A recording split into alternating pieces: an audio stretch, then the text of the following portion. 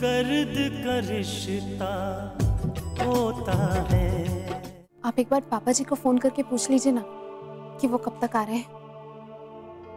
क्यों? तुम क्या करोगी जानकर? क्या ये जानना चाहती हो कि वो लोग वहां रुकने वाले हैं कि नहीं, वापस आने वाले हैं कि नहीं? हाँ, एक बात का और ध्यान रखना, इनके कदम कभी भी हमारी चौखट के बाहर नहीं जाने चाहिए। मैं दादी माँ को अपने साथ यहाँ लेकर आया। ये बात तो उन लोगों को पता चल गई, लेकिन वो लोग ये नहीं समझ सके कि माँ को बेहोश करने के बाद दादी माँ को यहाँ से अगवा किया गया है। पर उन्हें ये बात कैसे पता चलेगी बेटा? वो लोग तो ये मान चुके हैं कि हमने पहले माताजी को अपने कब्जे में किया और फिर बांकेलाल के हवाले कर दिया। बेटा, आज की तारीख में हम उन लोगों के सामने बांकेलाल से भी बड़े मुजरिम साबित हो चुके हैं। वो लोग हमारे बारे में जो समझते हैं उसका असर हम पर पड़े ना पड़े, लेकिन सुरभि की जिंदगी पर जरूर पड़ेगा। अब तो उस घर में वो खुशहाल नहीं रह पाएगी।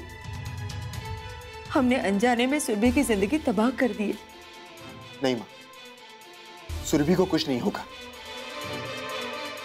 हमारी वजह से सुरभि की जिंदगी तबाह नहीं होगी। कैसे बचाओगी बेटा, कैसे? क्या कोई रास्ता है उन्हें यकीन दिलाने का कि हमें कोई बुराई नहीं है, हम धोखेबाज नहीं है, हमें कोई लालच नहीं है? लालच बल्कि उस बांकेलाल में है। क्या इस बात का यकीन दिलाया जा सकता है? हाँ बेटा, हमारे लिए उनके दिल में जो नफरत पनप रही है उसका खामियाजा वहां रह रही सुरभि को भुगतना पड़ रहा है, और हम चाहकर भी कुछ नहीं कर पा रहे हैं। इतने मजबूर, इतने बेबस, इतने लाचार हो चुके हैं हम।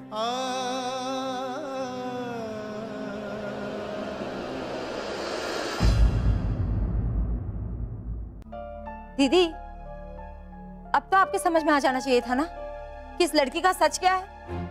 माँ जी को वहां से लेके जाने वाला वो चंदन ही है। ये वही चंदन है जिसने सुरभि को इस घर में भेजा था। पता नहीं हमारी पूर्णिमा कैसे धोखा खा गई, और आप भी सब कुछ जानबूझकर भी धोखा खा रही है। क्यों? इन लोगों के हरिद्वार जाने के बाद भी माँ जी नहीं मिली, तो इसका मतलब यही हुआ ना कि मुकुंद प्रसाद, चंदन और बांकेलाल ये तीनों मिले हुए हैं। और आप लो, आ गई आपकी बहू रानी।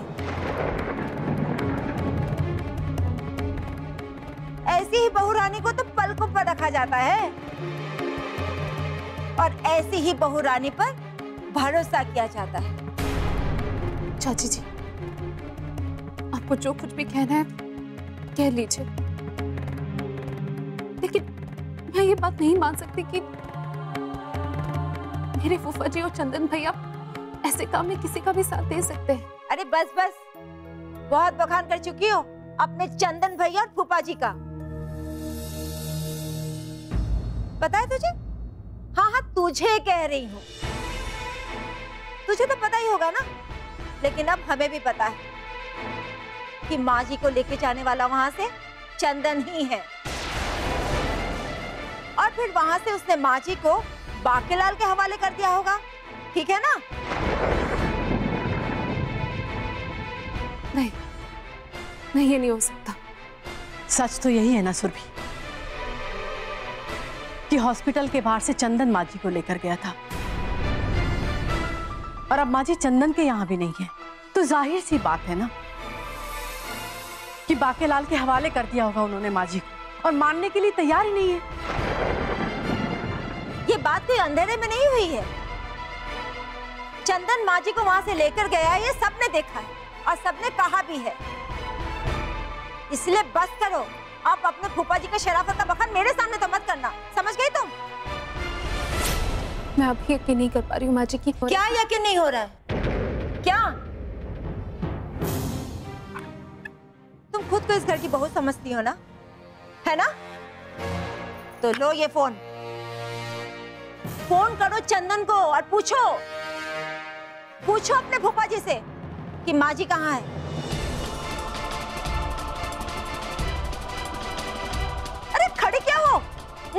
रही हो? फोन करो।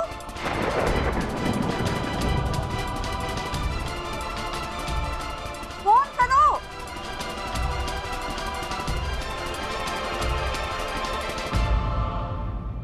वैभव बेटे, और कितनी देर इंतजार करना पड़ेगा यहाँ पर? पापा मैं मोबाइल देख रहा हूँ कि बाकेलाल चाचा कहाँ जाते हैं, कहाँ रुकते हैं। हो सकता है हरिद्वार से लौटते वक्त वो दादी माँ से मिले। बस उसी बात का इंतजार कर रहा हूँ मैं। लेकिन वैभव,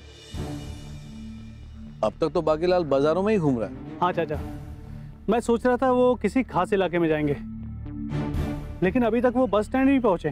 कहीं उसने माँ को वहीं कहीं तो नहीं रखा? मोबाइल से तो ये लग रहा है पापा कि वो किसी खुली स्पेस में है, खुली जगह में। अगर वो किसी खास इलाके में जाए तो हम चलकर चेक करेंगे उनको।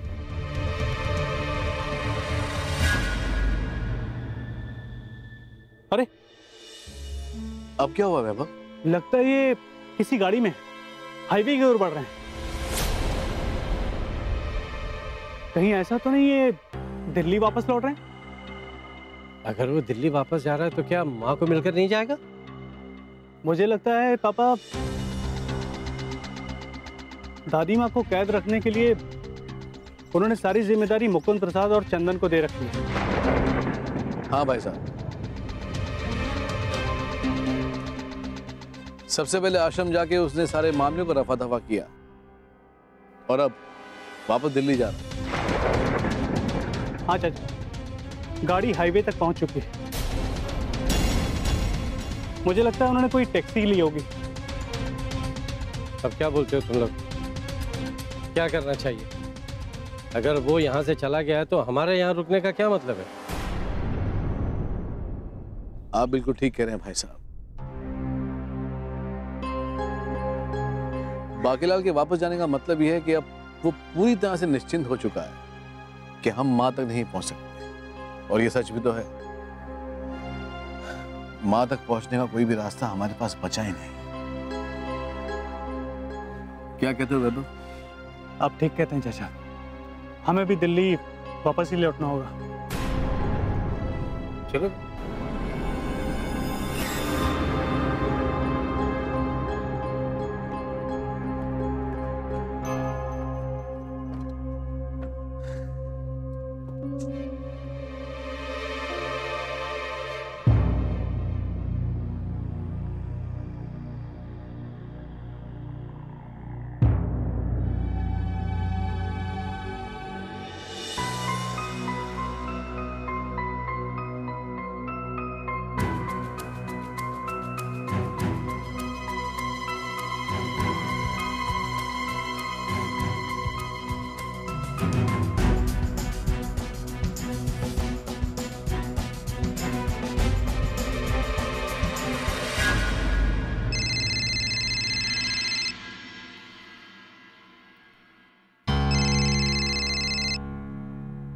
हेलो। हेलो बुआ, मैं सुरभि बोल रही हूँ। सुरभि? ये किस नंबर से बात कर रही हो? जी वो मेरा फ़ोन ख़राब हो गया है, मैं माँ जी के नंबर से आपको फ़ोन कर रही हूँ। बुआ एक बात पूछूं? सच्ची सच्ची बताएंगी, वैभव की दादी माँ है कहाँ?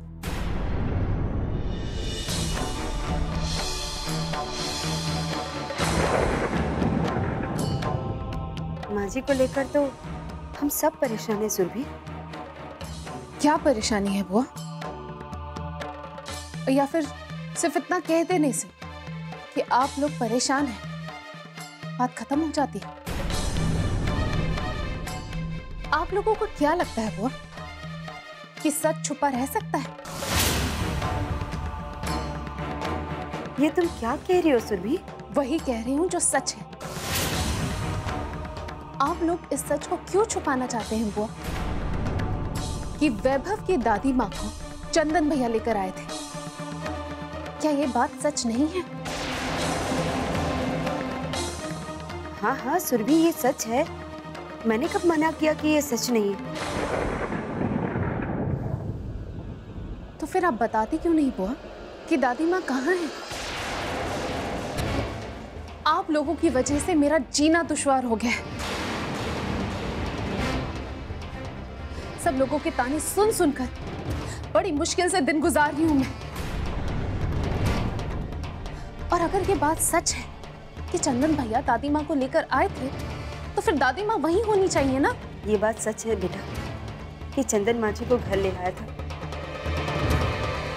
लेकिन हम उनकी हिफाजत नहीं कर पाए। हम तो सोच भी नहीं सकते थे कि कोई माँ जी को घर से अगवा कर जाएगा।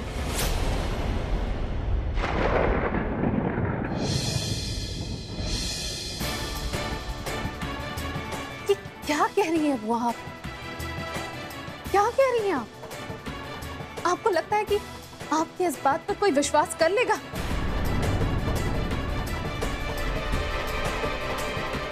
पहले तो आप कहती हैं कि चंदन भैया दादी माँ को घर लेकर आए, फिर आप कह रही हैं कि आप लोगों के सामने, आपके घर में, आपके चंदन भैया फूफा जी के होते हुए दादी माँ को किसी ने अगवा कर लिया। क्यों बहाने बना रही हैं आप? सुरभि, मैं कोई बहाना नहीं कर रही हूँ। कम से कम तुम तो मेरा विश्वास करो। अब मेरा विश्वास भी टूटने लगा है बुआ।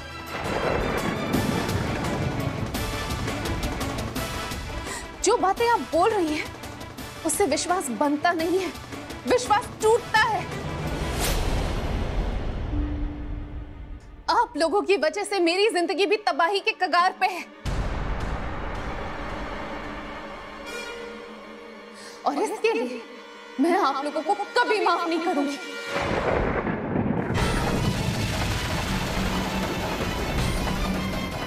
कभी माफ नहीं करूंगी आप लोगों को। देखो सुरभि, तो मेरी बात समझने की कोशिश करो। मैं तुम्हें सारी बात बताती हूँ ना। हा? अब और कुछ नहीं सुनना है बुआ। अगर आप लोगों को मुझ पर रहम आ जाए तो बस मुझे इतना बता दीजिएगा कि वैभव की दादी माँ कहाँ है। इसके अलावा मैं और कुछ नहीं सुनना चाहती, कुछ नहीं। सुरभि, सुरभि मेरी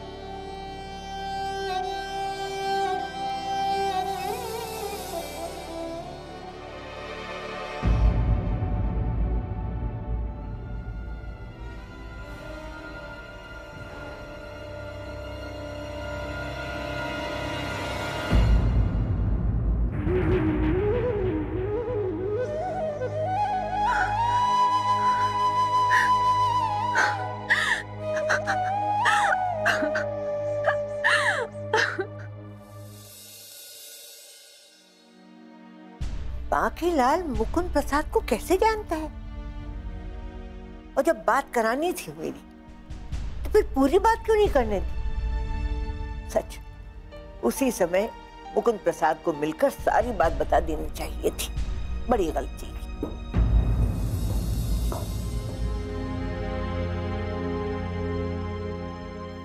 लीजिए, खाना खा लीजिए। मुझे भूख नहीं है।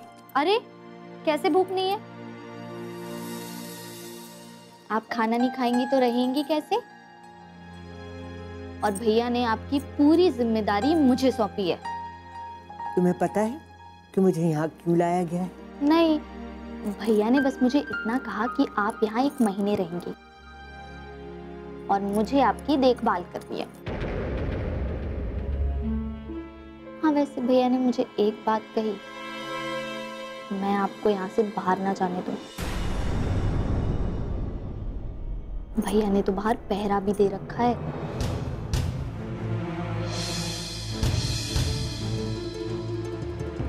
खैर छोड़िए, आप खाना खा लीजिए। मैं खाऊंगी नहीं, और वैसे भी खाने से पहले मैं एक दवा खाती हूँ और वो यहाँ है नहीं। कौन सी दवा? सुरभि ने भी मेरी एक बात नहीं सुनी। गैर तो गैर, अब अपने भी हम पर भरोसा नहीं करते। दर्द का रिश्ता होता है। मैं खाऊंगी नहीं, और वैसे भी खाने से पहले मैं एक दवा खाती हूँ और वो यहाँ है नहीं। कौन सी दवा? आपने मुझे क्यों नहीं बताया? मैं जाकर ले आती। तुम? और नहीं तो क्या। पूरे हरिद्वार में किसी की हिम्मत नहीं है कि मुझे आंख उठाकर देख सके। वैसे आप मुझे दवाई का नाम बता देना, मैं जाकर ले आऊंगी। कोई आयुर्वेद दवा है, नाम पता नहीं क्या, पाचन वृद्धि, पाचन शुद्धि, कुछ ऐसा सा है। उसकी गोलियां भी आती हैं और बोतल भी। पाचन वृद्धि, पाचन वृद्धि, ठीक है, मैं आपके लिए ले आऊंगी। लेकिन कौन सी वाली लाऊं? गोली वाली लाऊं या शीशी वाली लाऊं? वो शीशी वाली ठीक है। ठीक है, मैं कल सुबह जाकर ले आऊंगी। अब खाना तो खा लीजिए प्लीज। इतने प्यार से कह रही हो तो ले लेती।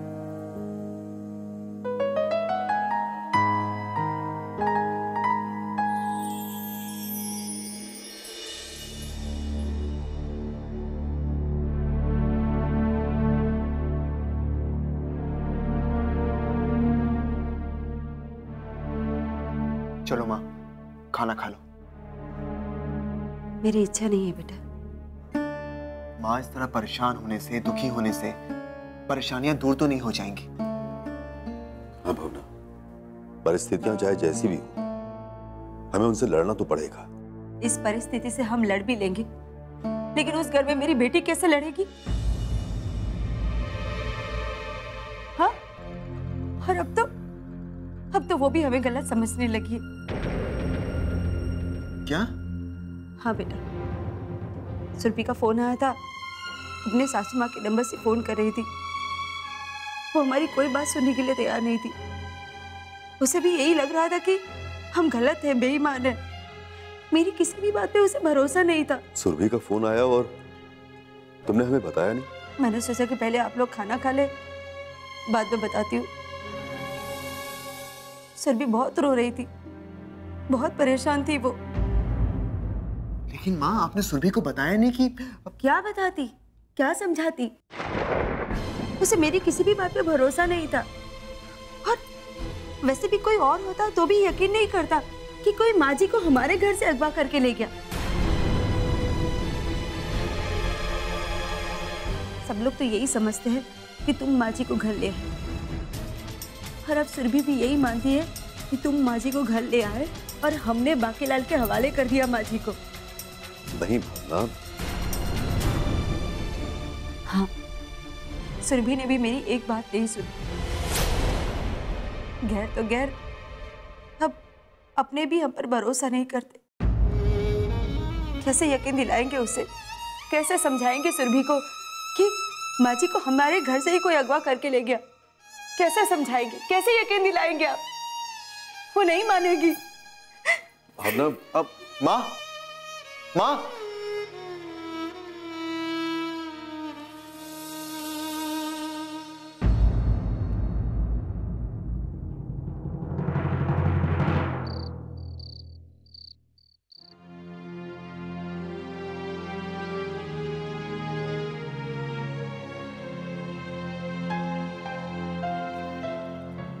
दीदी,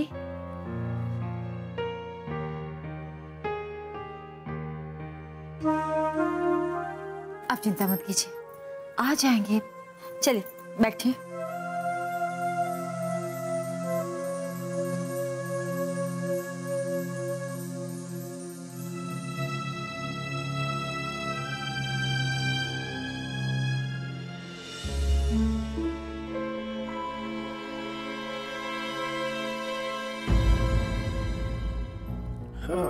परेशान क्यों हो रहे हैं आप?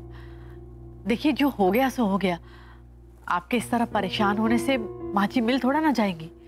श्रावणी, मैं परेशान नहीं हूं तो क्या हूं? पता नहीं कहाँ चूक हो गई हमसे कि हरिद्वार जाकर भी हमें खाली हाथ वापस लौटना पड़ा। अब जाने दीजिए ना भाई साहब, हम ये सोचकर तसल्ली कर लेंगे कि माँ जी जहां भी होंगी सही सलामत होंगी।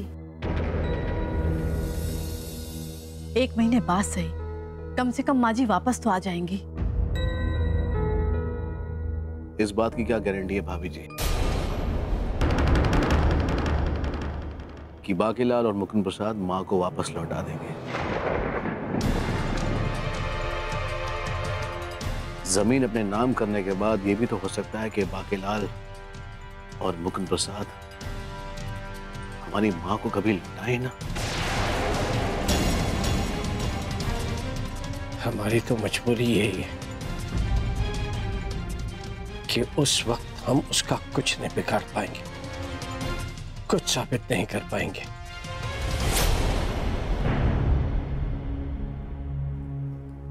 पता नहीं कौन सा वक्त था वो जब मैं बाकीलाल की बातों में आकर माँ को हरिद्वार छोड़ने का फैसला कर लिया था।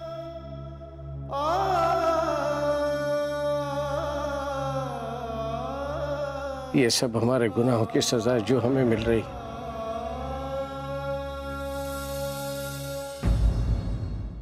नहीं पापा, अब ऐसा मत सोचिए। दादी माँ इस घर में आएंगी, जरूर आएंगी। दर्द का रिश्ता होता है। ये सब हमारे गुनाहों की सजा जो हमें मिल रही।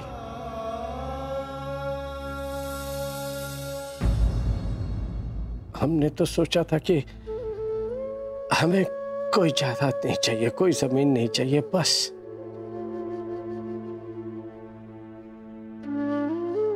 एक बार हमें मां मिल जाए तो उसके पैरों को छूकर अपने गुनाहों की सजा मांग लेंगे।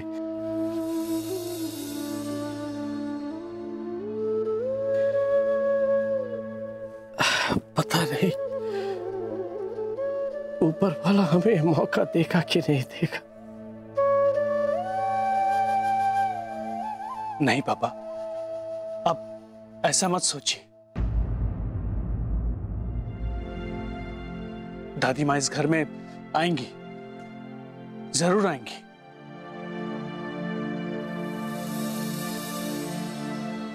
हम उन्हें लेकर आएंगे और हमारी कोशिशें तो जारी है ना पापा।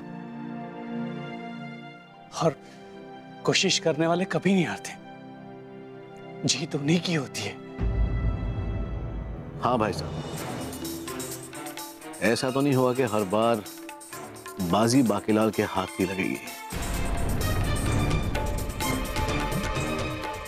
और हम भी तो खामोश इसीलिए हैं क्योंकि हमारी मां मुकुंद प्रसाद और बाकीलाल के कब्जे में है।